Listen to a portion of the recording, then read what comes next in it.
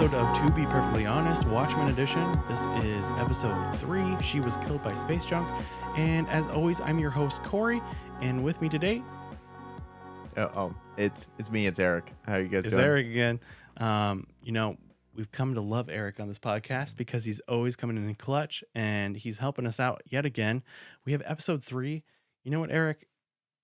I think this is officially... I'm getting it. I'm into it. Yeah. Hands down, I can recommend this, people, and I'm pretty sure that the series is not going to be let down. Yeah, after this one, because I was interested, but I didn't know. You were judging. Yeah, I was. Yeah. Well, there was a lot of really intense issues in the first 2, and there was a whole bunch of questions, but very little answers. And then finally, we get to see what, some actual Watchmen what is going on, where you get the Silk Spectre. She's back. You see some of they're making fun of superheroes. Like this was refreshing. This was like, okay, this is what I signed up for, and we finally get it. I understand why they released the episodes in this order. Like, I've been seeing a lot of people saying like, hey, this should have been the first episode. I disagree. Yeah, I disagree, but at the same time, I understand what they're saying. Yeah, is because you need to understand about Sister Night. You need to have her context totally, because for the story. Yeah, this episode, I think in general, we can just say is like kind of a characterization of Laurie Blake, who is Silk Spectre II, the Comedienne, and now, Laurie Blake, the FBI agent. And we have her, and she's kind of our gateway into this modern day Watchmen, and also our link to the past, right? She's like our way in. Everyone up until this point, I mean, we've talked about Dr. Manhattan, and we have, we have this is the Master, who we've now found out, and this one is Vite, or Ozymandias, and we're getting hints of it, but like, she is this person, and we have parts of this that is straight up, oh, this is how this connects. This is what happened afterwards. This is what I think we really needed to get to that. Yeah. Also, I think this is just, I really buy into it because it's straight up just an episode about her. We're seeing everything through her point of view, and I really like that. Which is nice, because it was such an interesting take on how they told the story. Because I would have been disappointed in just getting a little bit of her or them jumping in and out. I just like that they just solely focus on her, kind of left the other stuff on the side. It just made the episodes, it made me really like that I invested my time in the last couple episodes. Totally. Yeah, I was like, okay, I made the right decision in watching this series. 100%. And so I'm stoked. This is a dope episode. The framing device, I think, was really interesting too. This joke that she's telling, basically Dr. Manhattan in this telephone booth. A lot of interesting stuff. I mean, like, I can't even say that without bringing up the fact that there's actually a telephone booth to Dr. Manhattan that anyone can go into, but pretty much he doesn't listen to. But yet we don't have cell phones. Yeah. Well, it's like, he probably listens to it and just doesn't care. 100%. It's like, Well, I mean, I'm sure of that by the end of this, but really interesting. So, honestly, I think we should just jump into it. I honestly don't think this one's going to be too long of a podcast as far as what's going on. Pretty it's really linear, straightforward, but I do want to emphasize, like, I really did like this episode, and I cannot wait for next week. I was just like, oh, yeah, this is good. Like, the other ones, it was like, it reminds me of the difference between like season 6 and season 7 of Game of Thrones. Because you watch season 6 of Game of Thrones, you're like, okay, they're setting up questions, and then they're gonna have answers, and then the answers were ass, and so then you go back to season 6, and season 6 is bad too. Whereas you look at the first 2 episodes of Watchmen, you're like, there's a whole bunch of really cool stuff potentially that can happen, but let's see what they say. And I think that's why I was a little worried too, because like Lost was a lot like this, and this is the creator of Lost that's doing this. Oh, okay. And yeah, same thing. Like, you have, it's the classic. Here's this. You're starting here, and we can go all these different ways. And what about this? And then we're going to jump back over here. But it's like, I need this answered in order for me to be satisfied. And we are getting little answers here. We do have this connection. I think, Laurie Blake is our connection to both the past and the present here in Tulsa. And we're getting the history. We're not going to forget about that, which is, I'm really grateful for. I didn't want it to become completely white clean. Just, oh, here's the universe. There was a thing like superheroes, and it was outlawed, and we won Vietnam, and here's the universe, but none of the other characters matter. It's like, Yeah. oh no, they matter. It's just here's how we get Well, here. because they were potentially could have gone down the path of Star Wars, where it's you just get, they barely touch on the old cast and then kill them off or whatever, and then they don't matter. Whereas no, like she's gonna be a main character that we dedicated an entire episode in her perspective. I was like, okay, thank you, because I really wanted to have some real connection to the comics, and I think 100%. a lot of people would want that too. So it's cool that they did that. It's cool. No, they had that one dude as like walking exposition, talking about her past and stuff like that. Yeah. So I think for a lot of people, because when people would ask me, I was like, hey, should I watch it? Because it's like they would know I watch it. I was like, it's hard to recommend. It was like, hey, so it's a really weird show. You're gonna need to read this comic first, and then you're gonna need to watch the show. And like literally 0 people would do that. They're like, yeah, like not gonna do that. I was like, absolutely will not do it. And it's like not even like, oh, maybe no, it's just not gonna happen. But it sounds like they're going that if you just are patient with it, you're gonna get the answers you need within the show. Yeah. Well, honestly, I think it's like even for the people that do know what's going on, it's so nice. Yeah. Like, yeah, it's nice to know that's not like you said, completely abandoned. So, mm-hmm. I'm all for it. I think we're gonna see this new trend where we're gonna see a lot more tying to the past and see kind of how this, how we got this little bridge over to here. And I think that's part of like how it will work. Probably, the mythical 6 episodes that the critics had to watch until they could actually review it. I think that's what we're gonna get here for. But with that, I think we should just jump in. I have a couple pictures prepared of kind of the whole episode. This one was called She Was Killed by Space Junk. And I thought this was kind of a very double entendre, if you catch what I mean. The entire time we're talking about this joke, this is kind of the plot device, right? We start and she's talking about a bricklayer and his daughter. She throws up a brick and then she's like, oh, no, that joke didn't land. Okay, I'm going to talk about this other one. Then she talks about these 3 guys that meet God. These 3 guys are basically the superheroes that, we watch from Watchmen, the movie or the comics. And we get to the very end and, the joke lands and you're like, oh, okay. But we also have this huge blue dildo. Space junk, right? Yeah. Lamau. Yeah. So it just there because it was almost like a MacGuffin or the Gizmo or where she has this briefcase where you don't know what it is. Totally. It's like glowing. I'm and like, stuff. oh, is this a meteor? Blah blah. And it's a dildo. Yeah, like, it's hilarious because they constantly take like normal things that happen and flip them on their head. Like in the beginning of the episode where they flip the whole like rich guy, being Batman. They're just making fun of Batman. The social commentary and social issues they flip constantly when it comes to gun control and all that stuff.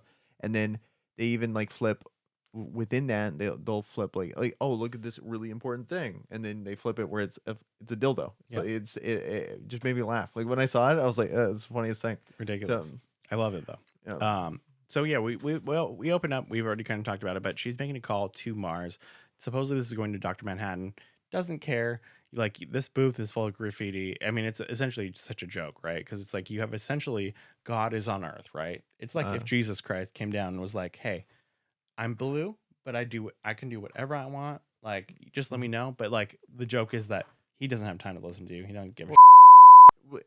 It would almost be like it is a little different because it's like a creature that came here that was human, but then he lost his humanity with that power. So it's like we have that connection to him. Like I feel like it's a little different if it was like God was just here. Yeah, he was like above us the entire time. He was above us the entire time. Whereas he's transitioned. Yeah, he's like transitioned that other way. So it's like we still feel like he would listen because he's kind of human, but he's not anymore. Like he's like lost his humanity completely almost at this point. Just like, I'm gonna go do my own thing. So it's just the world building in this is just so cool, and they do it like they find a way to fit in so much in so little time, and I think it's so cool because there's one show I watched on Netflix again, Altered Carbon. That's what. Altered Carbon. Gotcha. Yeah. Okay. So called Altered Carbon, where it's like the world building in that show, a lot of it was good, but then a lot of it was very half baked. Yeah. And it's cool premise, but didn't really follow through. Yeah. And whereas in this, it's like they thought about every thread, and So far, at least. So far, they've really been nailing each that they introduced. They cover all their bases, and I think that's really really good. Um, so then we find out. So we set up this joke. It's a bricklayer's son, or daughter. Throws a brick up in there. Oh, actually, okay, never mind. Don't disregard that joke. And you're like, okay, that's kind of weird. Then we find that Laurie Blake, she is kind of doing this setup. They have this vigilante, essentially Batman, right? He's in the bank. And then we find out that like literally everybody in on it is an FBI agent, besides the like actual teller, right? And we haul him out. She basically shoots him. And they're like, man, how did you know like he was gonna have armor that would stop that? And she's like, oh, yeah, I knew Yeah. that. She just doesn't give a shit. She's going full on vigilante herself, like, yeah. which is so interesting because it's just commentary on like, who are the people that fight bad guys? Bad guys. Who are the guys that fight the people who fight bad guys? Bad guys, like, Yeah, right? yeah. Like, it's really interesting. Mhm. So we have her in her apartment, and we have that blue case opens up. At this point, we have no idea what the heck's going on, right? Yeah, don't know that. And then also, I like that you took a picture of that with the 4. I think that's cool. Like, so we have the senator. So Senator Keene is there, and he's basically like, hey, I have a favor for you. I need you to go down to Tulsa. And this is where we see, oh, why are we looking at Tulsa? Well, Tulsa, A, had reparations that happened with Redford. But B, because of this whole crazy, the 7th Cavalry coming in, and they had the White Night where they stabbed all the police officers. Basically, it was Senator Keene that was like, hey, this is what we're going to do. We're going to have you guys protected. We're going to make this new act. And we're going to go in and do this. And it's kind of revolutionized Tulsa. And this whole method is being kind of exported to other cities. And this is kind of the senator's name to fame, right? He's going to be next in line for president. And we know here, this is not even like normal presidency terms, right? This is a big deal. Like, I mean, you could be president for 10 years, yeah. right? I didn't even think of that. Yeah, you're right, because it's like they don't have 2 terms. It's like when you're president, it's like being a king. You're in there. Right? You're in there. Yeah. So it's really interesting. So we have this little part though where we have, like you said, this nice framing. We have everyone. She's in front of probably her character, really, right? Would be here in this Warhol style painting. Yeah, I didn't even think. Yeah, that would be probably the, maybe the old picture of her when she was younger would be there, but then they're framing it perfectly. Yeah, totally. They got that nailed. I love it. It's really cool. And he basically says like, hey, you go down there, make me look good, take care of this fucking issue, and you scratch my back, I'll scratch your back. You have an owl friend. Might be in a little bit of a prison issue. Mm-hmm. Maybe we'll take care of that. We know from the movie and the previous things that have been said. Essentially, like she moved on from Dr. Manhattan and was in love with that guy. And something has happened. He's locked up, and that also changed her worldview on everything. She was going along with him as the comedienne, and now she's somehow changed, and she's this vigilante hunter. So she's really got this jaded view of everything. But she's like, you know what? I'm going to do it. So she goes in, she's on this task force for the FBI. And essentially they're talking about, what's going on down here in Tulsa.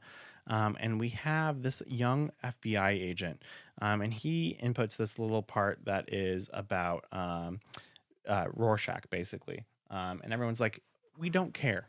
We don't care about Rorschach. Come on, guys. Like, I thought that was cool because we didn't really know what had happened after. Yeah. Like what people thought, because he had this thing where he got blown up, but like he had the books ready to.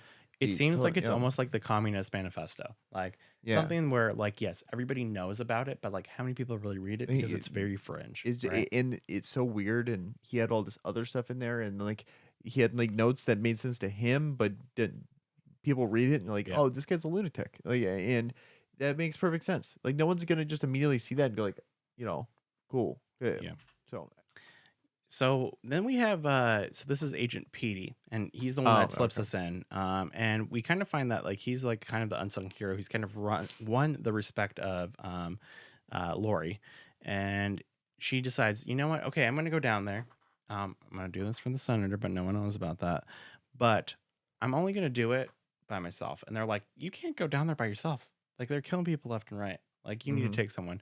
She's like, yeah, the kid running the slide projector, that's great. Like a big like, Yeah. oh, bye guys. And turns out though, like he has a little bit of fight to him, right? We see throughout this episode, we see him on the plane. He's kind of like, hey, like, you know, what was it like actually being through all this crazy history, right? Of superheroes, like the most defining thing in this world, right? And she's like, oh God, where do you want your autograph? And he's like, no. Like, I'm not some fanboy. Like, but I know all about the history and I know what makes you tick. So tell me what's up. Yep. And she's kind of like, okay, here it is. Here's a little bit of respect. But they go by this Millennium Tower. So this is in the area. And then we kind of start up again and we flash back to this phone booth scene, right? And this is when she's already in Tulsa and she starts telling another joke. It's about 3 guys that die. They go up to heaven. Essentially, all the guys are these superheroes that she used to work with, right? So Dr. Manhattan, the other 2, Ozymandias. Ozymandias, and wasn't it also Owl Guy? Yeah. Yeah. Those are the 3 that they're. And so they're different perspectives, right? And so God's like, you know, what did you do? And you know, she's talking about Ozymandias, and Ozymandias essentially is like, hey, you know, I murdered the 3 million, but you know, it starts with the good one. It starts with the Owl Guy. Dude. Yeah. And so it's like, hey, that's right. Yeah, and it's hey, how many people did you kill? He's like, no one. Yeah. And he's like, oh well, you didn't save anyone either. Yeah. Good luck. So, okay, yeah, you're going to hell.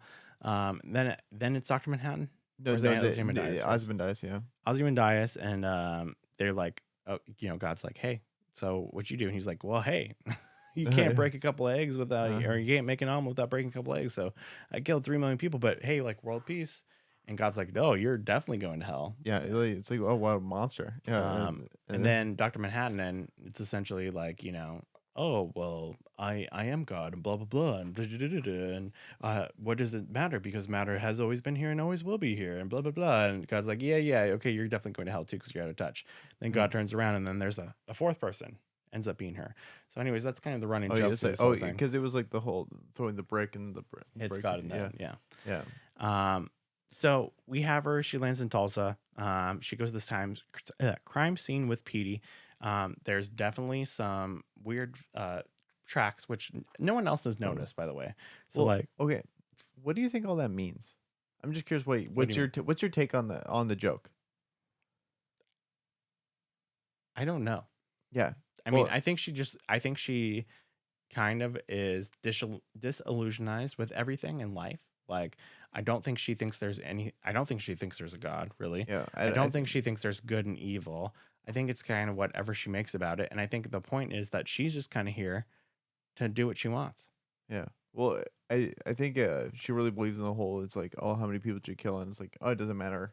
There's too many atoms anyway. Like, it doesn't, like, life, like, it doesn't matter. She's just going through it. Because, like, I'm kind of with you. It's hard to say a concrete thing, but I think it is kind of, it really is kind of a cool take on it, because she thinks the person that is quote unquote good going to hell, thinks the person that's quote unquote evil killed 3 million people going to hell. Yeah. Thinks even Dr. Manhattan, you know, it's like even him, like I was waiting for it to change. No, they're all going to hell. I think she thinks like the human condition is this like suffering and pain. And I mean, you get that from her origin story, right? That we see in the movie. And I think also, like, you know, whatever little love she had with Owl Dude, gone, right? He's in prison.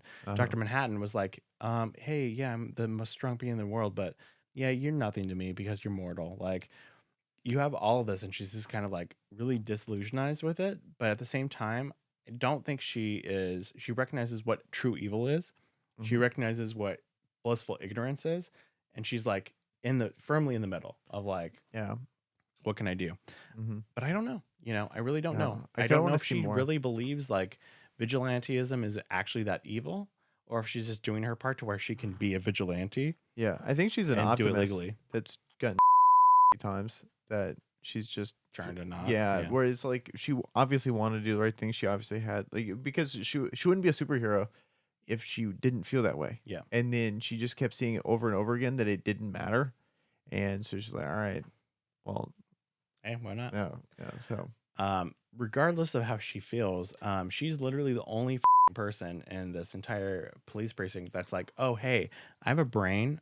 We should maybe look for evidence of this crime scene, because everyone else was like, murder the white supremacists. And she's Oh like, yeah, hey, Red Scare was popping off. yeah, Yeah. she's like, there's like wheelchair marks.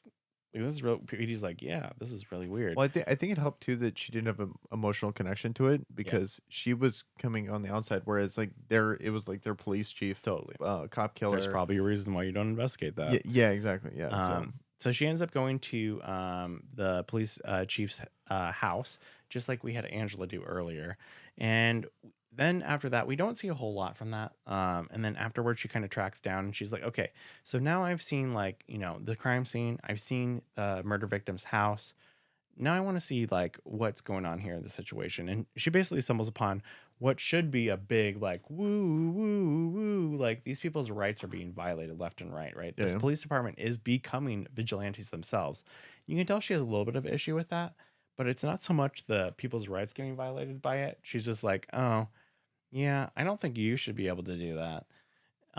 This guy's like, yeah, my rights are being violated. She's like, I don't give yeah. I point me and wear looking glasses. Yeah, exactly. Yeah, I think it's kind of interesting showing like the norms when it comes to police. Yeah, the rules are just completely flipped. It is kind of cool that how they're doing it, where it's like they have gun control rights, like fully, but then they don't give a about like due process. Totally. And so it's like every single thing is like you would think like, oh, they got this figured out. Yeah. But they don't have this. This is worse. Yeah. And so everything is, it's just finally, I don't know, it's just so refreshing that they finally have this show where they're figuring everything is not what you would expect. I don't know. I just think it's really well thought out. Like whoever wrote it is smart dude. They took the time. It's just because when I watch shows like this where they have to, because when you have these future, dystopias or whatever, you have to think about every little thing, and you can tell that they thought about every little thing,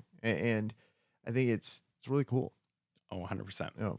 A fact that I think is like kind of interesting is like at a certain point these costumes a little ridiculous. Oh yeah, they're like hilarious. I can tell who you are. Yeah. Like, yeah. Maybe try a little harder. I also don't know what the hell that is. Like I don't read that, and I'm like, what would be, She's like, girl. Yeah. You better get on your knees, like. Yeah. I don't know what she's going for with that costume. Like, what would? There's not a single like one word. No. She's Detective Ho. Yeah. Like, okay, cool.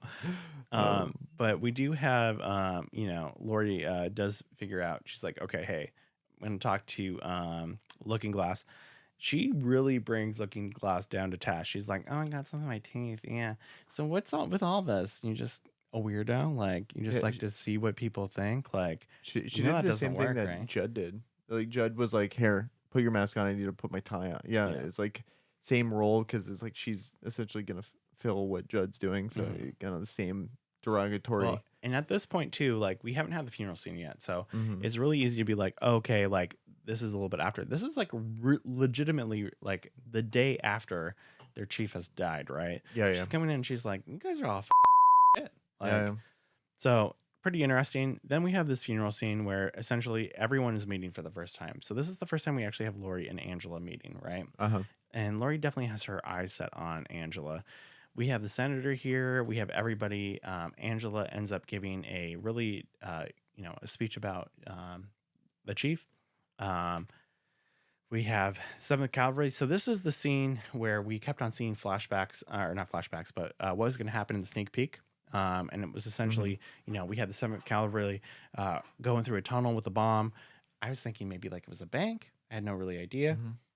We did have a bank in this episode, but it actually is in this kind of a moratorium that he kind of crawls through, just to get into and be right next to the senator, everyone in the Tulsa Police Department. And of course, we have, Laurie is like, oh yeah, he's lying. Shoots him right away, right? In front of all these kids, in front of everybody. But unfortunately, he was not bluffing. He does have a sensor for his heartbeat. And Angela is very quick thinking to her feet. She pushes the casket onto him into the grave, and boom. Saves everybody's lives, essentially. I thought this was really quick thinking. Like, yeah. Oh, it was. hey, she I mean, figured obviously it it's out. scripted, but I I did think, think it was awesome. yeah. Well, I think it's kind of weird that it's a heart thing, but it's timed. But at the same time, I thought it was a cool scene. I just thought it was, for to fit the story. And then it's like, oh, you gotta make Angela look like a badass, and you make that Spectre chick, she looks like, or Laurie look like a badass. Yeah. Is she's just like no hesitation. Boom. Yeah. Shoots the dude, and I was like, because this scene made me respect her more. Like she's no nonsense, just doing work. Also, Angela steps up, saves everyone too. So it was just cool. I will say the only person in the scene that's a little negatively impacted, Senator, super sus. Yeah. Well, he looks. He's been like, fishy "Oh, from the yeah. start, man. Yeah. Oh yeah. I mean, we had him start the episode like, you need to go down to Tulsa, and I'm gonna tell you why. But like, he's like, yeah, sure, take me, said McCaffrey. That's fine. That's cool. Yeah. Yeah, no problem. I'll sacrifice my life. It's like, no. Like, yeah. something else is going on here. Whenever, I feel like they could have done a better job of making him look, more senator-y. more senator-y, and more I innocent. guess not senator-y, but like a good senator. It's just he just I don't know. I just feel like there's something wrong going on with him. So I don't know if that's they're trying to make that obvious. Yeah, but it is pretty clear that there's more than meets the eye. In like he's part of the 7th Cavalry. He's doing 100%. Something. He's doing something weird for sure. 100%. So then our next scene, we get Flash, and we have the master scene. So we've been saying for a while, this is Ozymandias, and we are now confirmed it is. Mm-hmm. But he is drawing some contraption. It looks like kind of a armor or a suit. And we find out that he is launching all of these clone people, essentially, and getting them dressed up and launching them with a catapult into the atmosphere. They keep on coming down frozen. Yeah. So whatever's going on, we know, hey. So whatever he's doing is not working, and he got pissed off. Super pissed off. He's just so weird in his temper tantrums. How he's too smart for his own good. Well, he's very smart, but he's also very callous, and like just doesn't care about. Yeah. Oh yeah, everybody is a tool for him. I mean, but that's what happens when you sacrifice 3 million people. Yeah, that's how he thinks. He's just very, out there. Doesn't see.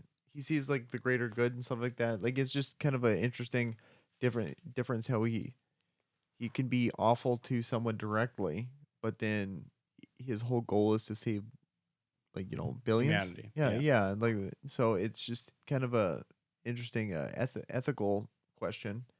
But at the same time, I don't know. Now we're trying to figure out what he's trying to do. Like, why is he launching him out? What do you think it means?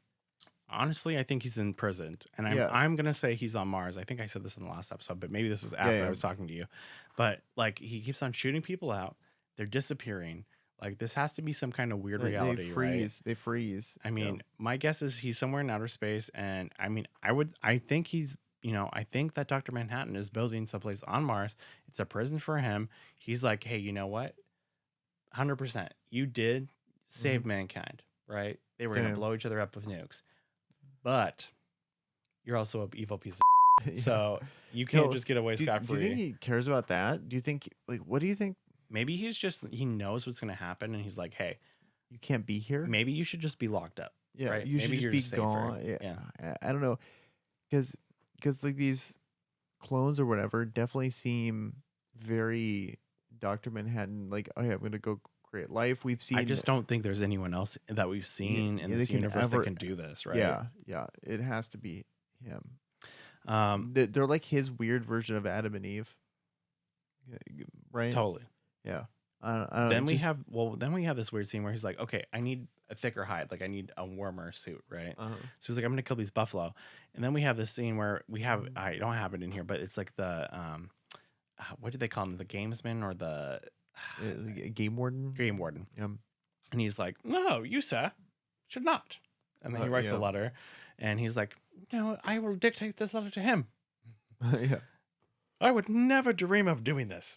And this is the agreement, blah, blah, blah. And we know there's like an agreement and that blah, blah, blah. He's in prison. There's no way about it. sure. And this is definitely another clone. Really weird, interesting, but I mean, hey, more to come on this, I'm gonna guess. He at the end dresses up like Ozymandias, so we have a definitely like this is him, 100%, no doubt. Yeah. They But we make got it it. very clear that he's him, but Yep.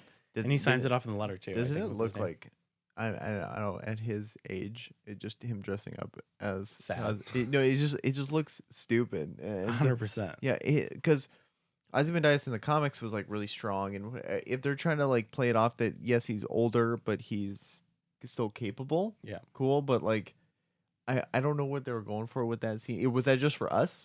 Yeah, like so now he's gonna go out there and hunt. Like what does that costume do? I mean, I don't know. Maybe That's just how he gets his confidence on. Yeah, yeah, that's how he get game face on, baby. Let's put the costume on. I don't know, but if he's as powerful as he was in the comics, but you mean he's old, like then it would kind of make sense that he's still formidable. Yeah. But when you see an older guy like this, normally for most people, like, let's say I didn't read the comics, I'd be like, what are you doing, man? What I mean? But we have the context of what he used to be. I don't know. Maybe that's just like, hey, this is how I get on. This is how I get my buffalo. I sneak. Yeah. I plot. I do my this is work uniform. This is I don't know, but you see what? Yeah, can you see what I'm saying? It's more to come on this next episode, right? Yeah, There's no way we're not going to get more of this. So then we have the senator. Basically, is outside. He's talking to me. He's like, hey, like my life was saved thankfully to the Tulsa Police Department. Got a little blood on him, like totally so even more super sus. Like no way. And then we have our detective or the FBI agent. She's like, hey, Laurie's like, what's going on? Let's go find Angela. Angela's in the tunnel. She's looking for clues. There are no clues. It's tunnel. Well, it's kind of. I just like how they do these subtle little nods to the technology where she like, okay, of course she's gonna have 100%. Little owl things. Yeah. And this is really where we have we've had the introduction of Laurie and Angela, but this is really where we have the introduction of Laurie and Angela, where Laurie's essentially like, hey, you know what's really kind of fucked up is police that think they're vigilantes, and Angela's like, oh, I have no idea what you're talking about, but I kind of think you should go screw yourself. Kind of thing. And she does this great scene where she gives her the coffee and she's like, ooh. Yeah. I'm like, oh, she was like what was she saying? She was saying like, oh, and I eat like these type of men for breakfast. Like what was it? Like what was that line? Something like that. But it was, and then she. And so you had this really intimidating thing, and she just like didn't give a shit. Totally broke it. Yeah, and I thought that was awesome. And so 100% because it's like, obviously Silk Spectre is, or Laurie Blake is very formidable, but then also, so is Angela. And everyone, no one's having to take an L. It's like they're both equally good characters, and they're now going against each other, kind of thing. They have this kind of disagreement or. There's 100%. Some conflict there. But then also too is like the dude that she took with, because there are these headstrong, like the history guy. Yeah. He's not just like this walking exposition piece. He's just, which he kind of is, but at the same time he's formidable in his own right too. Like he's his own character. It's not like they're. Well, also she sleeps with them. Yeah. So and we see him in a mask. So he's like, I didn't see that. He's like, hey, I mean, I know what she's just into that. Yeah, that's just right. You might be fooling everyone else, but I know what's going on. Yeah. But she's not satisfied with that, right? Obviously. So we finish this joke. We basically have it, hey, like we said, then God's like, oh, who are you? And then gets hit in the head with the brick. Basically, I think she's just like, hey, I'm here to cause chaos. I don't know what's right. I'm just here. I'm just doing what I'm doing. I'm here to wreck shit, basically. Mm-hmm. It's hilarious. We got the big blue dildo. Right after, basically, she walks out. She does this little call to Dr. Manhattan, and she gets out of the booth, and bam, we have Angela's car. Now, what in the hell? Yeah, what is going on? It's like, they didn't want to kill her, right? I feel like in this moment she looks up to Mars, and I think she's thinking, oh, it's Dr. Manhattan. Yeah. This isn't Dr. Manhattan, right? At all. No, not at all. Yeah. There's no way. I think it's kind of like a wink to like people that look at, miracles or whatever, and then Yeah. they're like, oh, God was talking to me.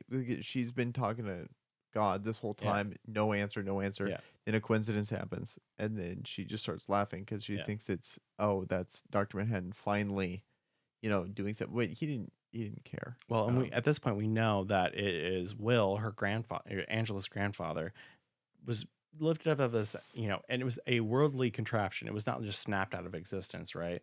It was literally like one of the Owlmobiles or whatever, magnetized it, brought it up, took him away, right? So we know it's got to be that organization, whatever. My question is, why do they choose to almost drop it on her? And what are they trying to say, right? There has to be a reason for this. I don't think we're close to it on this one. I don't know. I don't think we're going to know for a while. But I do think that there was a reason for it, right? And I think it's to put her maybe onto the trail of Angela. Okay, I think it's to get her involved. What else can you do? You drop a car from someone. Yeah, if you're gonna do it there, I think there's more to come on that one. I think we don't know specifically, but at the same time, it definitely was intentional. I mean, you can't have the technology to just pick up a car wherever and then be able to just not know where to drop it. So it was obviously intentional. Maybe it's just like a story thing where it's like we needed to get Angela and her involved. Whereas like, there's really no good explanation. I don't know. Hopefully there is. Where they like, hey, we did this specifically, but I think that's something we'll know multiple episodes down in the future. 100%. All I know is I'm hella down for this next one. That's all we have for this one. This is how it ends. I don't think we're gonna have another episode where we're like really focused on Laurie. I think maybe we're due for another character. I kind of feel like we got the first episode. We had a little bit of Angela, so I don't think it's gonna be it's not gonna be Angela. It's not gonna be Laurie again. Maybe we'll come back around to this.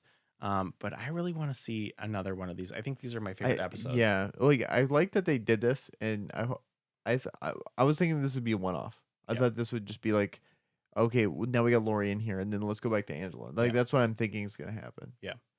So well, we'll see. I don't know. I do think that this one, as far as a lot of them, I'm like, okay, we didn't really uncover anything too crazy. I think everything was kind of continuation. We got a lot of answers in this one.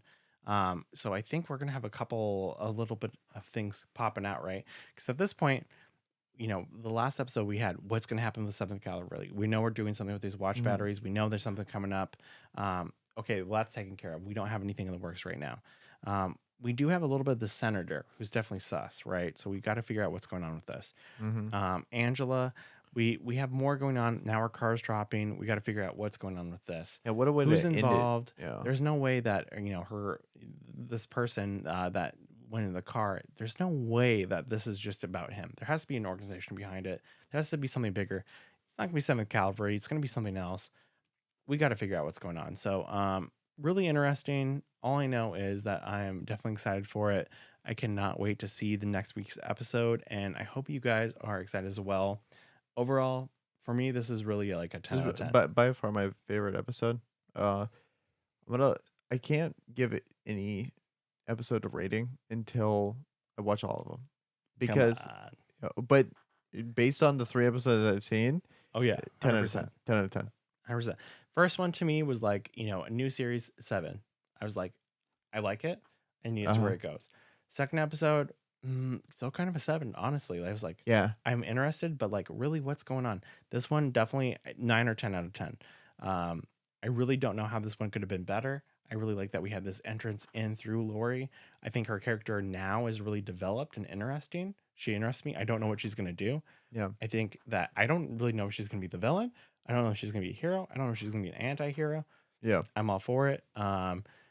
Really, like I said, though, the only thing that's kind of interesting is like, we got a lot of answers here, but we don't got a lot of questions, right? Like, I was expecting, like, in my head, I'm like, oh, what's in this blue case? Like, this is going to be something, and it's just a dildo. So we got that answer there, but like, we still got Vite. We still got Vite. Definitely Vite. I'm very interested to see what's going on. We got the. Do you think we're gonna have another episode where it's just Vite?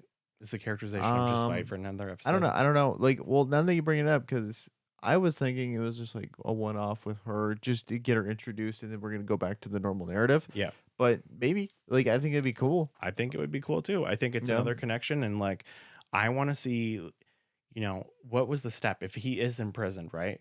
Like, Is it something where Dr. Manhattan was like, yeah, you know what? He should probably be in prison. Or did he try to do something else? Was there another plan afoot?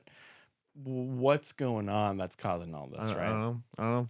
But well, I guess we'll find out. Like, because they've been good at like giving you something to really look forward to, but then also giving you answers, enough answers to where you're not frustrated. Yeah.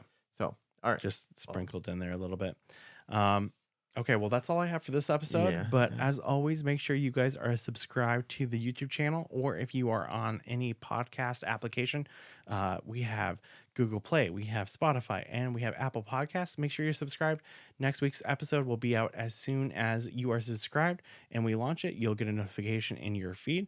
That way you can listen to the episode as soon as it launches and you're up to date on all things Watchmen.